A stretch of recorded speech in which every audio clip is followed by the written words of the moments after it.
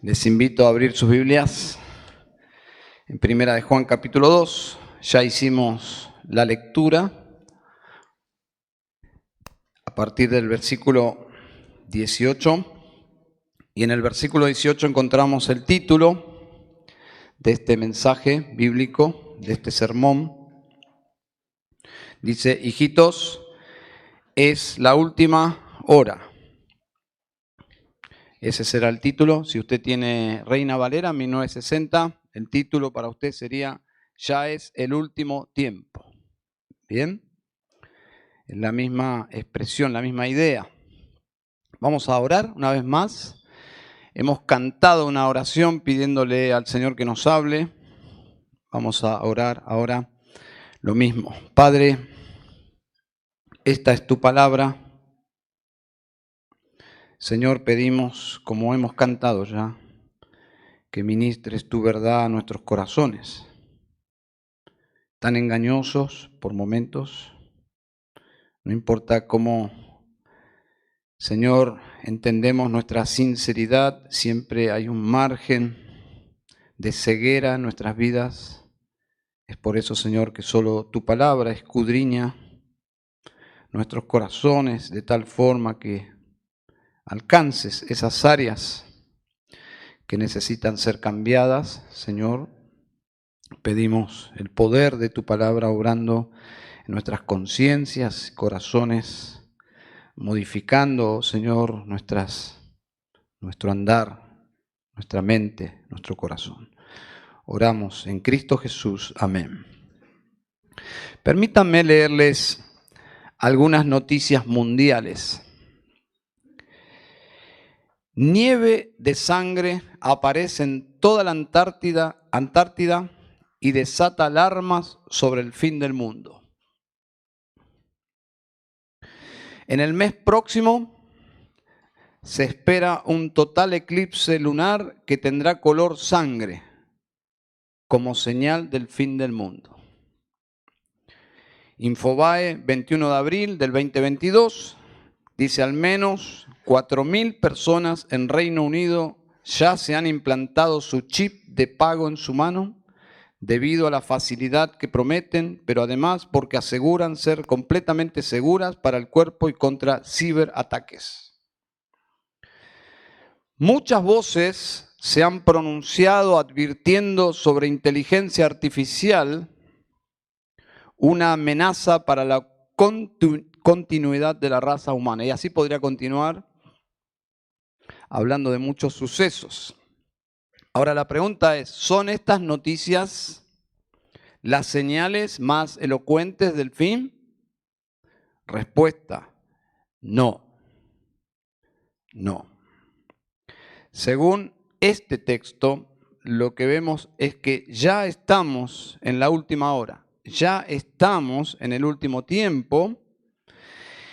Y lo interesante es que todos los escritores del Nuevo Testamento consideraban en sus días, estamos hablando 2 milenios aproximadamente, consideraban que ellos vivían en el último tiempo. Y aquí tenemos un conflicto. ¿Cómo se resuelve este tema? ¿Acaso ellos estaban engañados sobre la inminencia de su venida? Es más, los falsos maestros aprovecharon que el tiempo pasaba y se comenzaron a burlar de los cristianos, porque ellos entendieron que Cristo ya venía. Bueno, el tema, hermanos y amigos, no es cronológico, es teológico. Deberíamos entonces pensar o definir qué significa la expresión o la frase la última hora o el último tiempo. ¿Está bien? Bueno, hay dos momentos claves que definen la extensión de esta era en la cual vivimos. El principio de esta era es la primera venida de Cristo. ¿Bien? Podríamos decir, este vértice aquí marca el comienzo de esta era llamada el último tiempo, la primera venida de Cristo. Dice Gálatas 4:4.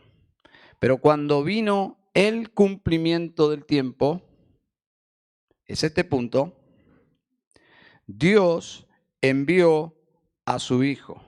Eso es historia. Dios envió a su Hijo. Ese es el principio de la era llamada el último tiempo. ¿Y cuál es el fin de esta era llamada el último tiempo? Es su segunda venida. Primera venida, comienza el fin, es el cumplimiento del fin. El fin es su segunda venida. Por ejemplo, dice Hechos 2:20, el sol se convertirá en tinieblas y la luna en sangre antes que venga el día del Señor. Ese día del Señor es este momento que es su segunda venida, grande y manifiesto. Entonces, entre su primera venida y su segunda venida, aquí está usted. Y aquí estoy yo. Vivimos en el último tiempo. Es bíblico decir, estamos en los últimos tiempos, pero no porque entró un loquito en una escuela en Estados Unidos a los tiros, matando a sus compañeros, a los profesores.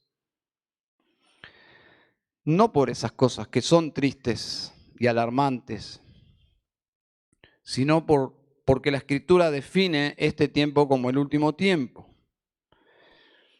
¿Y cómo le llama las Escrituras a estos días? Bueno, por ejemplo, Hebreos capítulo 1, versículo 1 y 2, le llama estos postreros días, lo cual significa estos últimos días.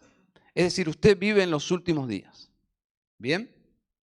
Irónicamente, un comentarista dice, ¿cómo es que ellos, los primeros apóstoles, decían que vivían la última hora? Ya han pasado muchas últimas horas, ¿no?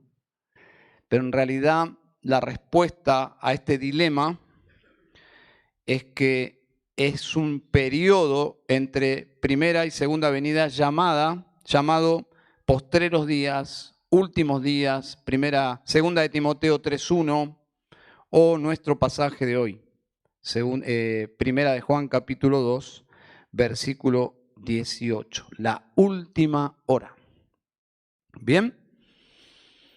Nosotros somos, según Pablo, primera de Corintios 10:11, los que hemos alcanzado los fines de los siglos. Es decir, vivimos en una etapa singular de la historia de la humanidad, sin dudas. Podría usted haber nacido antes de Cristo y no sería parte de esta última hora o este último tiempo. La señal del comienzo de los últimos días fue, sin dudas, el nacimiento de Jesucristo. Así es como que comienza un periodo crítico para la humanidad y un periodo de esperanza, de salvación, singular. Pero Juan aquí, en nuestro texto, añade otra razón para saber que estamos en el último tiempo. Es el surgimiento, observe versículo 18, el surgimiento de muchos anticristos. Leemos. Hijitos, esa expresión es para hablarle a la iglesia, a los hijos de Dios, es la última hora. Y así como oísteis que el anticristo viene, también ahora han surgido muchos anticristos. Por eso sabemos que es la última hora. Entonces, lo que dice el pasaje es que la iglesia del Señor, y es lo que vamos a ver y desarrollar, la iglesia del Señor está advertida y la iglesia está protegida. ¿Está bien? Es ese balance perfecto de mostrar el peligro, y es negativo, por cierto, la presencia de anticristos, pero también el balance de la iglesia está protegida. Bien, y permítanme darles algunas características de estos personajes, que es parte de nuestro primer asunto aquí, que es justamente los anticristos, características Eso es parte del primer asunto, que es advertencia para la iglesia. Pero luego voy a concluir la parte positiva para balancear esto, que son las recomendaciones o, podríamos decir, los recursos para la iglesia, para que la iglesia no entre en pánico, sino que la iglesia pueda confiar que está protegida. ¿Está bien? Así que vamos a concluir allí. Pero rápidamente dice el versículo 18, han surgido muchos anticristos. Y lo primero que podríamos mencionar es que ellos son una fuerza opositora sutil. Los anticristos existen, son una fuerza opositora, pero muy sutil. Usted no tiene que pensar en películas cuando escucha la palabra anticristos. No son personajes con ojos rojos, profundos y color fuego, con cuernos entre los rulos. No tiene que buscar el 666 en la nuca o en la frente, no, nada de eso. Absolutamente nada de eso. Juan menciona una persona que vendrá en el futuro, llamada anticristo, dice, así como oísteis que el anticristo viene, pero también afirma simultáneamente que ya se estaban manifestando muchos anticristos. Bien, y luego agrega, por eso sabemos que es la última hora. Es decir, primera venida, Dios envía a su Cristo. El diablo levanta muchos de sus anticristos. ¿Bien? Así ha trabajado siempre el enemigo, sembrando confusión. Tenemos un solo verdadero Cristo y tenemos muchos anticristos tratando de oponerse sutilmente al Cristo y a su pueblo, obviamente. La palabra anticristo tiene dos posibles usos. Alguien que se opone a Cristo, anti, pero también tiene un segundo uso que es reemplazando a Cristo. ¿Bien? Anti tiene esas dos posibilidades. ¿Y cuál es la mejor forma de ver a los anticristos? Yo creo que es una combinación de ambos. Es decir, es la oposición a Cristo. Estos anticristos se oponen suplantando a Cristo y a lo que es de Cristo. De alguna forma, reemplazando la doctrina de Cristo, la iglesia de Cristo, el evangelio de Cristo, reemplazando, la forma de reemplazar es oponiéndose, o la forma de oponerse es reemplazando.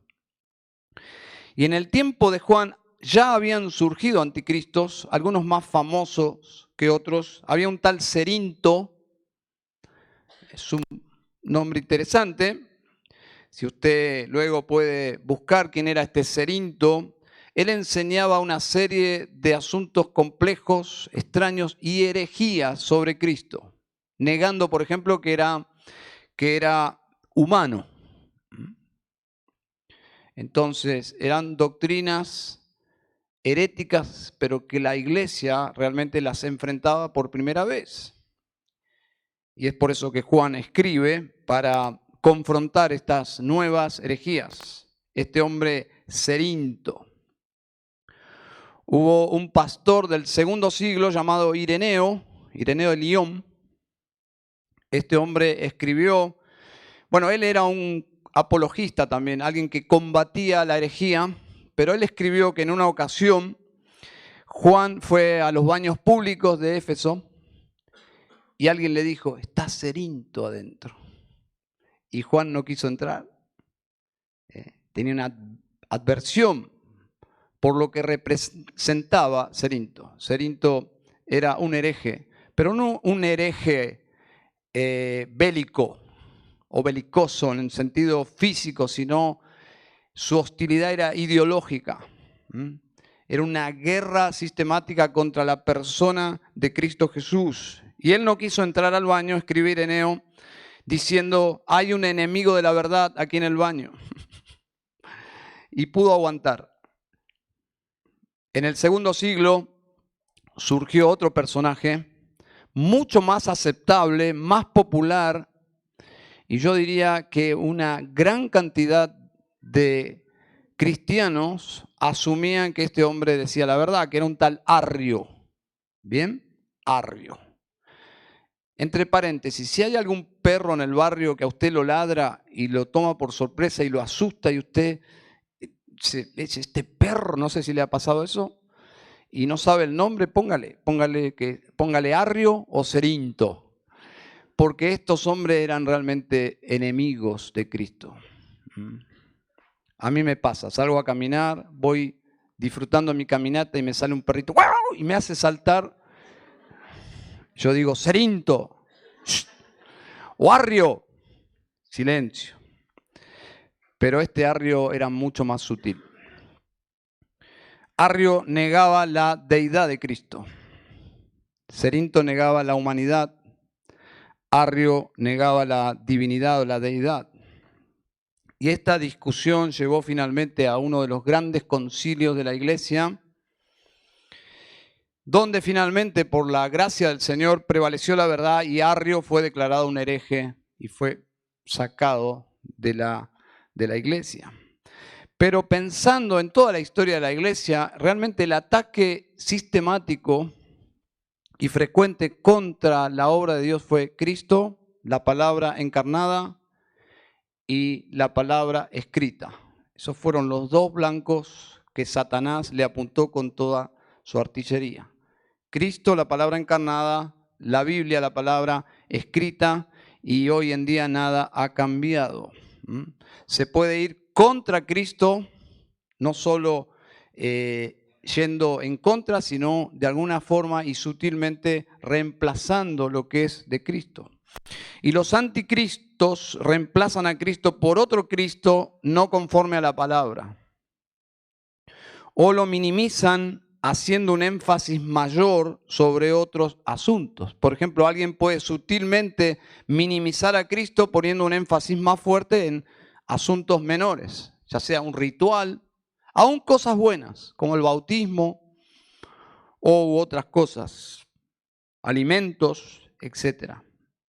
Entonces, ellos se oponen cambiando la doctrina, negando en un sentido la preeminencia de Cristo. Entonces su oposición es muy sutil. En segundo lugar, ellos no pertenecen a la iglesia, versículo 19. Salieron de nosotros, pero en realidad no eran de nosotros.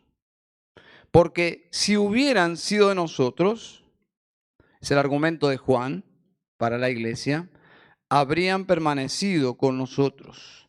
Pero salieron a fin de que se manifestara que no todos son de nosotros. Juan está haciendo aquí una alusión a un gran cisma. Parecería ser que se desprendió una parte de la iglesia, salió una parte de la congregación allí en Asia Menor, en Efesios principalmente.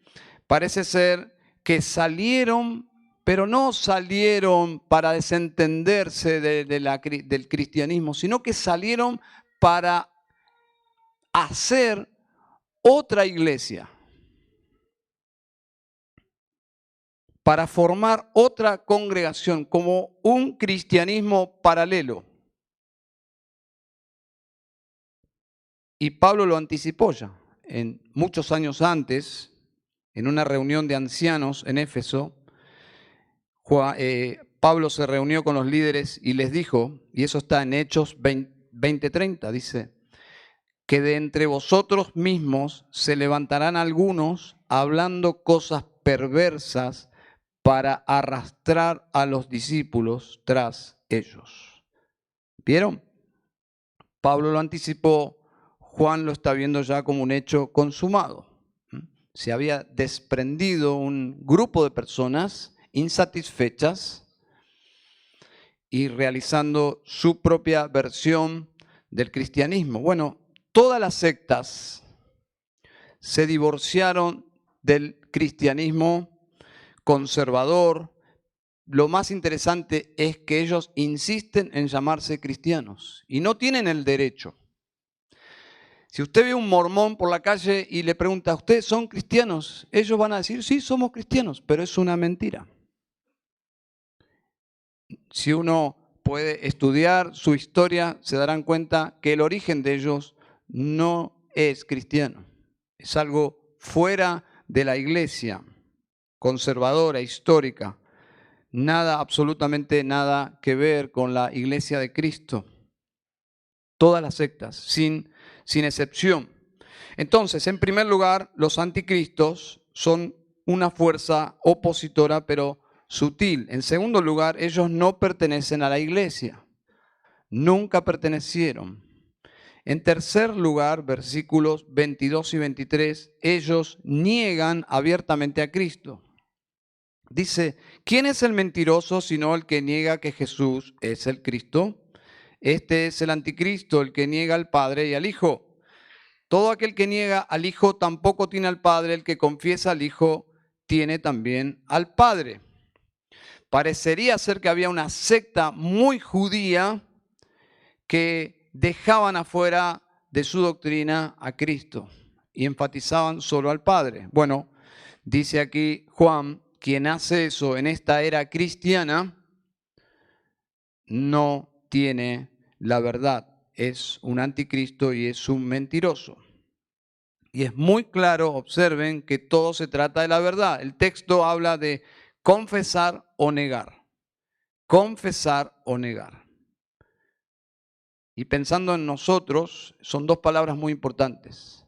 Negar o confesar. Nosotros deberíamos negar la mentira, confesar la verdad. Bueno, los anticristos tienen una secuencia inversa. Ellos afirman la mentira y niegan la verdad. Y pensando nosotros como cristianos bíblicos, debemos amar y defender la verdad. ¿Bien? Y debemos tener o rechazar el espíritu de la época, este espíritu tan políticamente correcto que evita la confrontación, tan relativista, que rechaza las verdades absolutas. Es casi como el pecado imperdonable, asumir que hay una verdad absoluta. Bueno, los cristianos creemos en verdades absolutas y no deberíamos ser tímidos a la hora de compartir que el Evangelio de Jesucristo es la verdad absoluta. Entonces no negamos la verdad central de toda la Biblia. Jesucristo es el Señor y es el único camino al Padre. Él es humano, es la doctrina de la encarnación, y Él es Dios. ¿Bien? Entonces, los anticristos del primer siglo justamente iban contra la humanidad de Cristo, contra la deidad de Cristo, contra el Evangelio. Entonces, iglesia advertida. Entonces, lo que nuestro texto dice es que la iglesia del Señor en los últimos días sería atacada por anticristos, muchos, hay un énfasis, muchos, plantados por el diablo, obviamente, y que se oponen a la iglesia de Cristo y a Cristo, pero de forma muy sutil. No es podríamos decir, no es un ataque físico, es un ataque doctrinal, muy, muy sutil. Entonces, rápidamente, ellos son una fuerza de oposición sutil, ellos no pertenecen a la iglesia, no importa cómo ellos se autoperciban o cómo ellos se llamen a sí mismos, no son cristianos, no tienen nada que ver con la iglesia de Cristo y en tercer lugar niegan a Cristo justamente por negar verdades doctrinales de la cristología. Entonces, la iglesia está advertida. ¿Bien? Pero la iglesia no solo está advertida en esta última hora o en este último tiempo, sino que la iglesia está protegida. Y quiero que veamos ahora sí, quizás es el asunto que que trae paz a nuestros corazones en este último tiempo. Son recursos, podríamos decir, vitales para los creyentes en este último tiempo. En primer lugar, versículos 20 y 21, el primer recurso fundamental para esta última hora es la unción. ¿Bien? ¿Recibió usted la unción?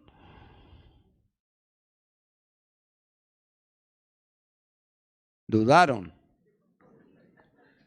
Vi las caras de algunos. Bueno, vamos a leer. Dice versículo 20. Pero vosotros tenéis unción del Santo, y todos vosotros lo sabéis. ¿Quiénes tienen la unción? ¿Algunos? Todos. Versículo 21. No os he escrito porque ignoráis la verdad, sino porque la conocéis y porque ninguna mentira procede de la verdad. Juan menciona aquí la unción del Santo como un recurso para evitar el engaño de los anticristos. Esta unción no es solo para algunos creyentes, es de todos los creyentes. No es una experiencia mística, no es que uno va a experimentar la unción en un culto, una experiencia mágica, usted va a hablar en lenguas. Hoy le pregunté a una hermana que venía a una iglesia con mucho énfasis en la unción y le pregunté qué era la unción en esa iglesia y me dijo, bueno, 4 cosas te pasarían si experimentabas la unción. Hablarías algo que no entenderías, lo que ellos le llaman lenguas. Te caerías para atrás, como cuando viene la cuenta de la luz o del gas. Número 3, ¿qué me dijo? Bueno, eso es por no anotar, lo que pasa es que estaba manejando, pero ya me voy a acordar. Pero 4 cosas sí que no tienen nada, absolutamente nada que ver con lo que menciona Juan aquí. ¿Cuál era? Un bailecito santo. Sí, créame, dijo un bailecito santo. Y la risa santa. Sí, 4 cosas. La risa santa, bailecito santo, hablar en lengua y caerse para atrás. Bueno, eso absolutamente ajeno a lo que significa en la Biblia la unción. Nada, absolutamente nada que ver con esto. Y si llegamos a la salvación, justamente fue por la obra del Espíritu Santo. ¿Estamos de acuerdo? Desde el primer segundo de el obrar de Dios en nosotros, en ese proceso de nuestra salvación, efectivo, ¿no? Fue el Espíritu de Dios quien conquistó en nosotros el corazón, venció nuestra voluntad y nos salvó. Y finalmente produjo la regeneración y todo lo que el Señor hace en la vida de sus hijos. Entonces, casi todos los comentaristas serios, bíblicos, asumen que esta expresión, la unción del santo, es el mismo Espíritu Santo en el creyente. Esa es la interpretación correcta según el contexto. Es el mismo Espíritu Santo, es decir, unción que viene al creer en Jesús. Y la palabra unción viene de la misma raíz de Cristo. La misma palabra Cristo y unción tienen su mismo origen. Es una forma de lenguaje que está usando aquí Juan. Cristos o Cristo significa ungido. El ungido. ¿Y cuál era la señal de que Jesús era el Cristo? El descenso del Espíritu Santo en su vida, trayendo el poder de Dios sobre su humanidad. Entonces, la señal que estamos nosotros en Cristo justamente es el Espíritu Santo que moraba en Jesús, que ahora mora en su iglesia. Cada creyente tiene la unción del Santo porque tiene el Espíritu Santo que Jesús prometió que todo su pueblo tendría cuando Él se elevaría a su trono con su Padre y luego vendría el Espíritu Santo sobre la iglesia. Como comunidad y cada creyente en particular tendría el Espíritu de Dios. Por lo tanto, el Espíritu Santo, prometió Jesús, nos guiaría a toda la verdad. ¿Dónde está eso? Juan 16:13. Dice Jesús, pero cuando venga Él, el Espíritu de verdad os guiará a toda la verdad. Es una persona, no es una fuerza. Cuando venga Él, está hablando de una persona que reemplazaría a Jesús, que sería tan Dios como Él, porque sería otro como Él. Ese es el Espíritu Santo. Y Juan en nuestro pasaje está advirtiendo sobre la postura que estos falsos maestros habían tomado. ¿Qué estaban diciendo ellos? Que solamente ellos, y aquí está el engaño, pueden guiar a la iglesia a toda la verdad. ¿Se dan cuenta?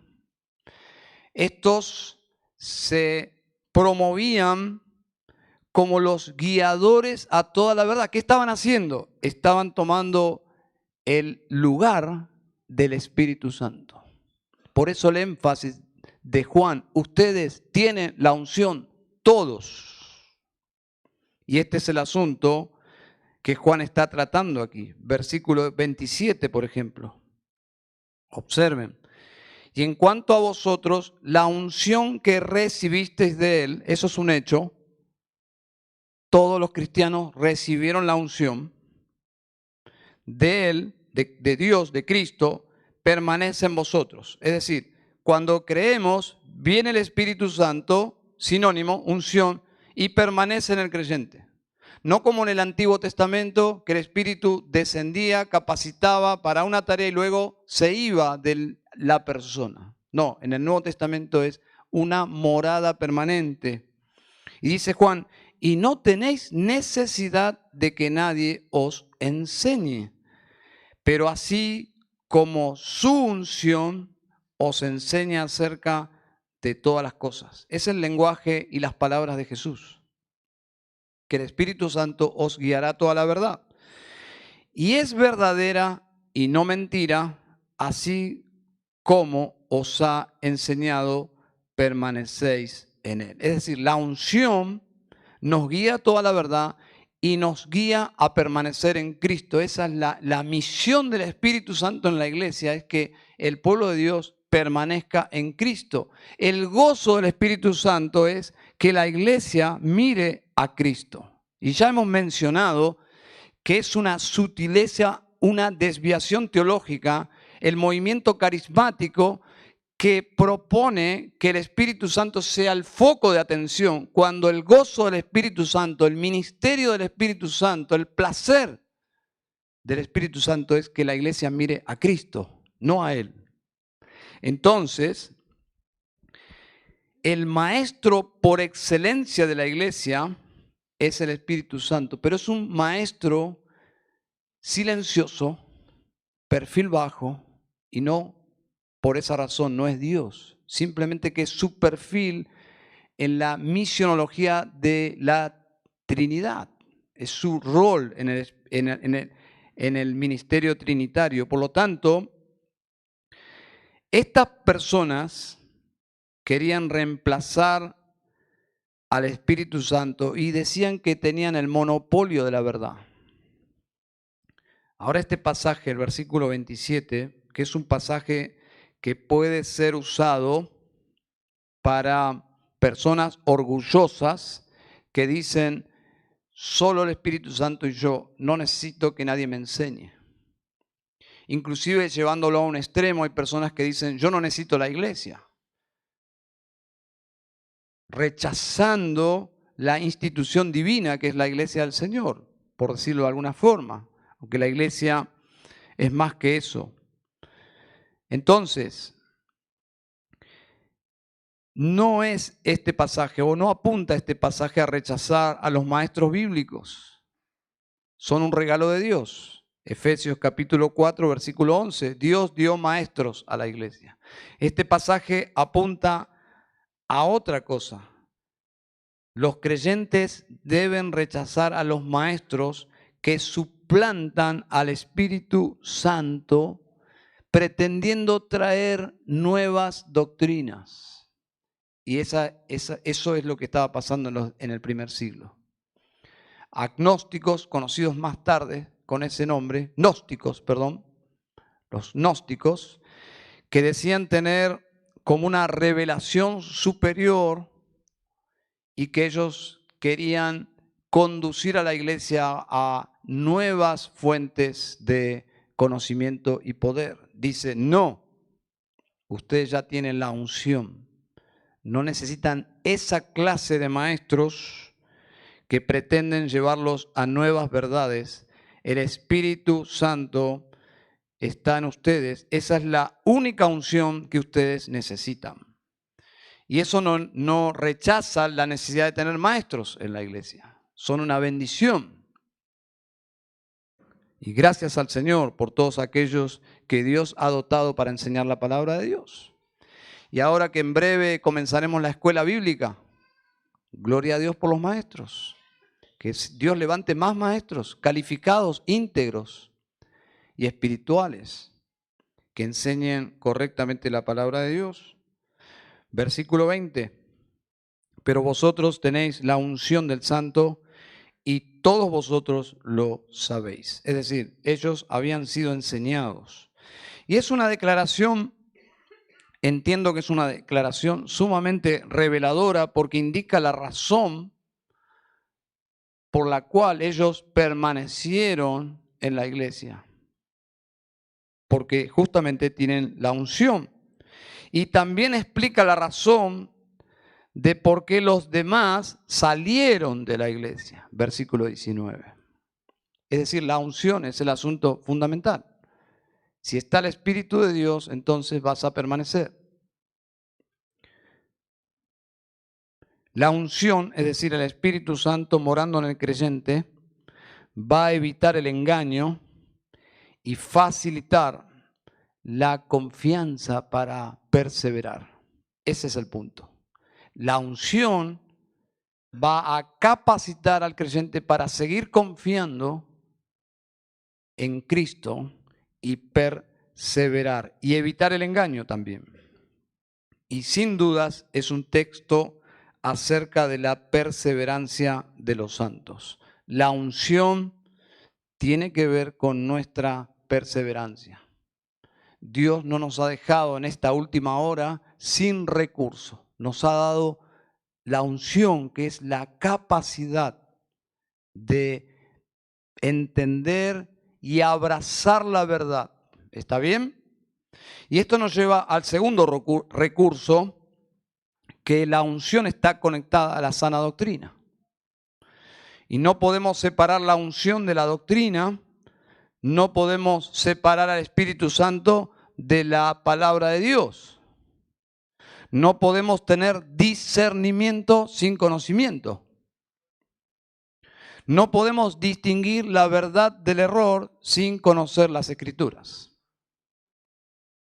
Versículo 24. Claramente dice, en cuanto a vosotros, los cristianos, ¿no? Que permanezca en vosotros lo que oísteis desde el principio. Si lo que oísteis desde el principio permanece en vosotros, vosotros también permaneceréis en el Hijo y en el Padre. Subraye, por favor, 2 veces. Énfasis. Lo que oísteis desde el principio. ¿Qué significa lo opuesto a lo nuevo? Lo opuesto a lo nuevo es lo que está planteando aquí. Lo que oísteis desde el principio. Firmes ahí. Es el fundamento de la iglesia, la doctrina apostólica.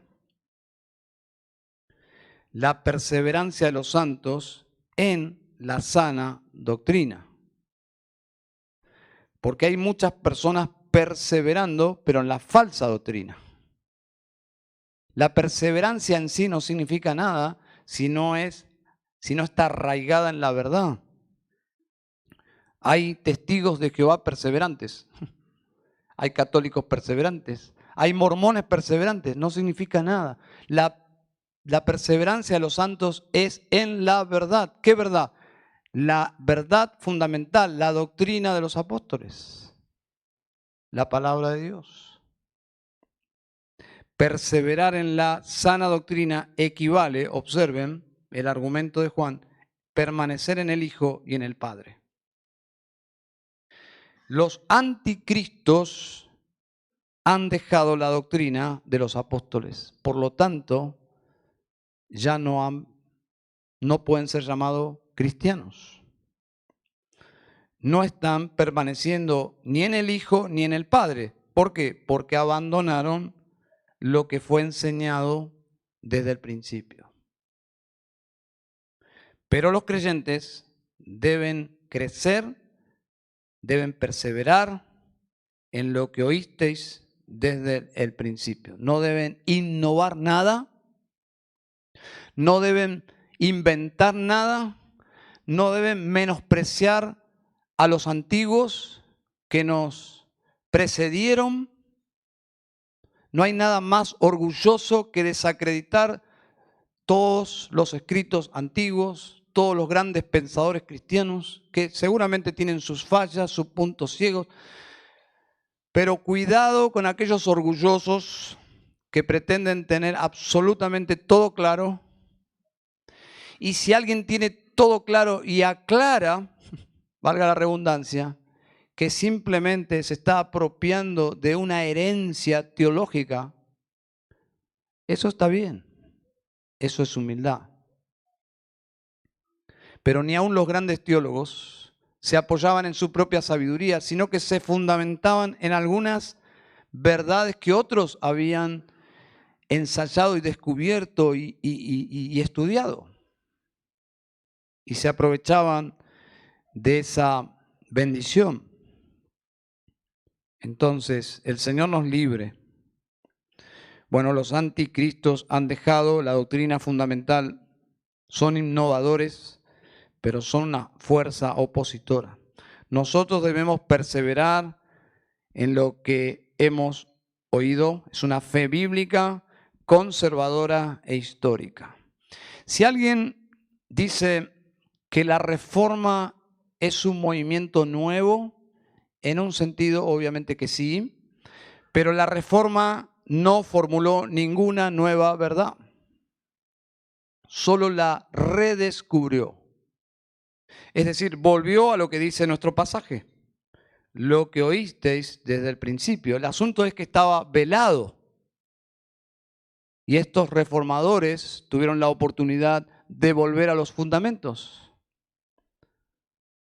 pero no hicieron nada nuevo, simplemente descubrieron o redescubrieron la verdad que estaba secuestrada por la iglesia y los papas. Fue un movimiento, podríamos decir, de regreso a los fundamentos que ya existían desde la era apostólica. La reforma no dio origen a nada nuevo, hermanos. Simplemente fue un movimiento de regresar al fundamento del Evangelio. No fue un movimiento como las sectas, no inventaron nada. No podríamos jamás comparar a un reformador, Juan Knox o Lutero o quien sea, con un José Smith o un Russell o alguno de esos personajes siniestros que sí inventaron una nueva religión. O María o Elena de White o alguno de estos personajes que negaron la fe. Entonces la iglesia está protegida, estamos viendo algunos recursos para sobrevivir, podríamos decir, estar firmes en esta última hora o este último tiempo. La unción, la sana doctrina y en tercer lugar, su promesa. Su promesa. La pregunta es, ¿qué promesa? ¿Qué promesa? ¿Promesa de sanidad? ¿Promesa de prosperidad? Bueno, esas promesas Dios no las hizo. Dios no nos dio esa clase de promesas. Los que están predicando estas promesas están engañando a la gente. Son anticristos. Ellos usan la Biblia, pastor. Sí. Satanás usó la Biblia para tentar a Jesús en el desierto. No significa nada usar la Biblia.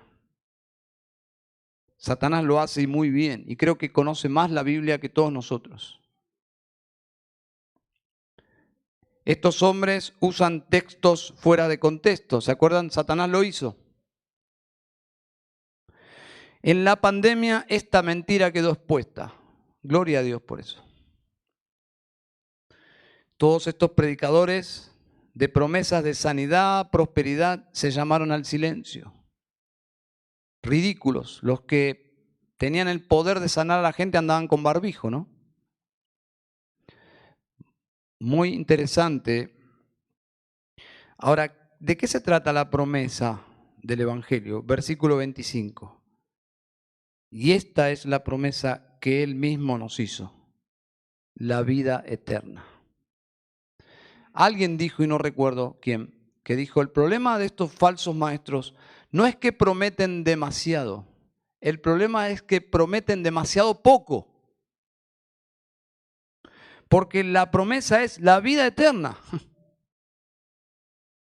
Y aclara Juan, versículo 26, os he escrito estas cosas respecto a los que están tratando de engañaros. ¿Pueden subrayar, por favor, de qué se trata la promesa? La vida eterna. Y puede subrayar también la promesa que Él mismo nos hizo, es decir, Dios en persona se comprometió su palabra, su reputación gloriosa. Él prometió la vida eterna. Eso es sublime. Eso es algo. Cuando yo creí en Jesús, por momentos en mi juventud estuve muy cerca de partir de este mundo y por la gracia de Dios quedé colgado ahí casi por pequeños hilos, porque no era mi hora. Y cuando luego Dios me dio la oportunidad de creer en el Evangelio y supe en mi corazón que ahora yo tenía vida eterna, para mí eso era demasiado, demasiado, era algo tan sorprendente, emocionante. La salud y el dinero es poco, si fuese verdad. Y si Dios tendría dos evangelios, ¿cuál evangelio elegirías creer? Obviamente que es una hipótesis, pero si Dios tendría un evangelio donde Él promete salud, prosperidad, todo esto sin vida eterna, condenación. Y de este lado el evangelio que dice, si crees en mi Hijo, tienes vida eterna. Pero probablemente seas pobre toda tu vida y tengas problemas y estés luchando con asuntos de salud, no sé. ¿Cuál evangelio creerías? Bueno, este evangelio es el satánico, ¿no? Es lo que le propuso Satanás a Jesús. Y los falsos maestros siguen predicando lo mismo. Pero dice claramente que Él prometió vida eterna. Y es mucho más que salud, dinero, prosperidad. Alguien dijo que si realmente el evangelio del amor de Dios es salud y prosperidad, entonces Dios odiaba al apóstol Pablo. Porque si hay algo que Pablo no tuvo de forma permanente fue salud y prosperidad. El evangelio de Jesucristo promete infinitamente mucho más. La pregunta es, ¿le crees a Dios? ¿Le has creído a Dios? Por ejemplo, Juan 3:16 dice, porque de tal manera amó Dios al mundo que dio a su Hijo unigénito para que todo aquel que cree en Él no se pierda, mas tenga vida eterna. Entonces, si yo creo, tengo vida eterna, ese es el Evangelio. ¿Le ha creído usted a Dios? Dice Juan 6:47, en verdad os digo, el que cree tiene vida eterna. Esa es la promesa gloriosa del Evangelio. Si hay alguien en esta sala que todavía no creyó en Jesús, la Biblia dice que si usted se reconoce como Dios describe al ser humano, en bancarrota, en rebeldía, en enemistad contra Dios, usted es un enemigo de Dios y usted viene humildemente a Cristo y se entrega a Él y le pide perdón por sus pecados, dice la Biblia, si usted cree en Él, dice acá, tiene la vida eterna. Eso es precioso. Es una oferta preciosa de Dios. Pura gracia. Entonces estamos viendo cómo Dios ha capacitado a la iglesia para perseverar en esta última hora. La unción, es decir, el Espíritu de Dios. La sana doctrina, que está muy conectado porque el Espíritu de Dios nos da discernimiento por el conocimiento de la verdad. En tercer lugar, su promesa. Su promesa. ¿Cuál es la promesa? Vida eterna. Vida eterna. La idea es, no es un ticket para ir al cielo. La vida eterna es la vida de Dios dentro nuestro. Es el fruto de reconciliarnos con Dios por medio de Cristo. La vida de Dios, la vida eterna, dice Jesús en Juan 17, esta es la vida eterna, que te conozcan a ti. Cuando yo conozco a Dios por medio de Cristo, tengo la vida de Dios dentro mío y esa es la vida eterna.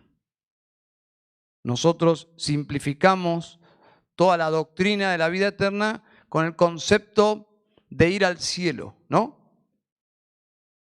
En un sentido sí, pero lo que la Biblia dice es mucho más que eso. Entonces, conclusión, hermanos, nuestro texto dice que la iglesia del Señor está viviendo en este último tiempo, tiene advertencias claras, estamos en guerra, hay anticristos, debemos identificarlos, no debemos ser ingenuos, pero ¿cómo?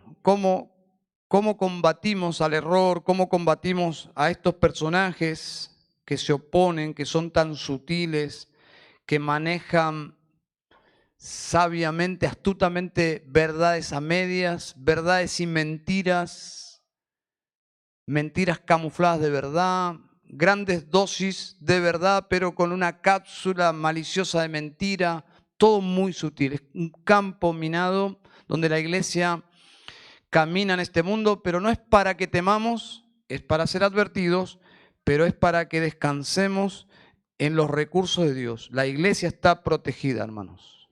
¿Cómo? La unción. La unción. La sana doctrina. Hay que estudiarla, hermanos. Tenemos que conocerla.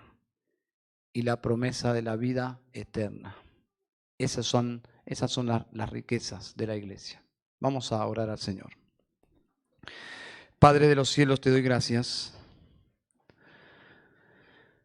porque tu iglesia que hoy camina en este mundo oscuro, en este sistema, en este cosmos que se opone a ti, a tu palabra, a la iglesia, a la verdad. Señor, tu iglesia no está desprovista, tu iglesia está bien dotada, Señor. Somos más que vencedores por medio de aquel que nos amó. Señor, solo te rogamos que nos ayudes a apropiarnos de estos recursos. Señor, gracias en primer lugar por la vida eterna en Cristo Jesús. Señor, quiero pedirte si alguien todavía no está disfrutando de la seguridad de la vida eterna, que hoy pueda venir a Cristo. También gracias, Señor, porque tu iglesia está ungida por tu Santo Espíritu. Todo cristiano, Señor, el más nuevo, el más antiguo, todos, el maduro, el que está creciendo en madurez, no importa el rango, posición en la iglesia, todo todos tus hijos disfrutan de la unción, tienen tu Santo Espíritu, Señor. Y gracias, Padre, porque todo tu pueblo tiene acceso a tu palabra. Algunos más que otros, pero tu Espíritu, Señor, que nos guía a toda la verdad. Pedimos que nos ayudes a crecer en la verdad, a conocer la sana doctrina, Señor. Que nos ayudes a ver con más claridad todo lo que tenemos en Cristo Jesús, de tal forma que menospreciemos todo lo que nos ofrece este mundo, por favor, Señor. Ayúdanos a caminar realmente como peregrinos, a no enredarnos en los negocios de este mundo, Señor. Porque este mundo pasa, pero el que hace la voluntad tuya, Señor, permanece para siempre. Oramos en Cristo Jesús. Amén y amén. Que el Señor bendiga su palabra. Hermano José Daniel.